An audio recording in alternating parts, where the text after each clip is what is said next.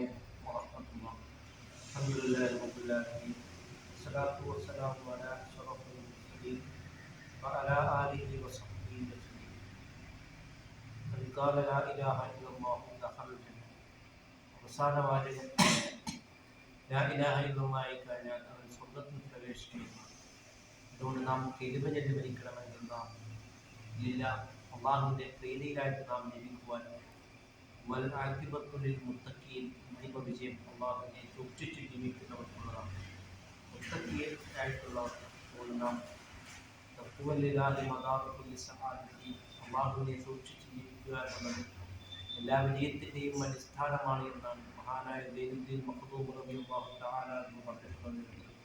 അതിനാൽ നാം തഖ്വയിൽ അധിഷ്ഠിതമായിട്ട് നാം ജീവിക്കുവാനും ഓരോ സെക്കൻഡ് സമയവും കബറിലേക്കുള്ളതാണ് എന്ന് നാം മനസ്സിലാക്കിക്കൊണ്ട് ഏത് നിമിഷമാണ് നമ്മളെ മരണപ്പിടികൂടുന്നതെന്ന് അല്ലാഹു റബ്ബുൽ ആലമീൻ ഗൗരവരക്ഷിതാവായ അല്ലാഹു തആലയ്ക്ക് മാത്രമാണ് പറയുവാൻ കഴിയുന്നത്. അതുകൊണ്ട് നാം അല്ലാഹുവിലേക്ക് നാം മടങ്ങുകയും അങ്ങനെ നാം തഖ്വയിലായിട്ട് നാം ജീവിക്കുവാനും അങ്ങനെ നാം ഹബീബായ പ്രവാചകൻ സല്ലല്ലാഹു അലൈഹി വസല്ലം നാം അല്ലാഹു റസൂലഹു റസൂൽ കരീം സല്ലല്ലാഹു അലൈഹി വസല്ലം തങ്ങളിൽ നാം വഴിപ്പെട്ട് നാം ജീവിക്കുവാനും നാം ശ്രമിക്കുക.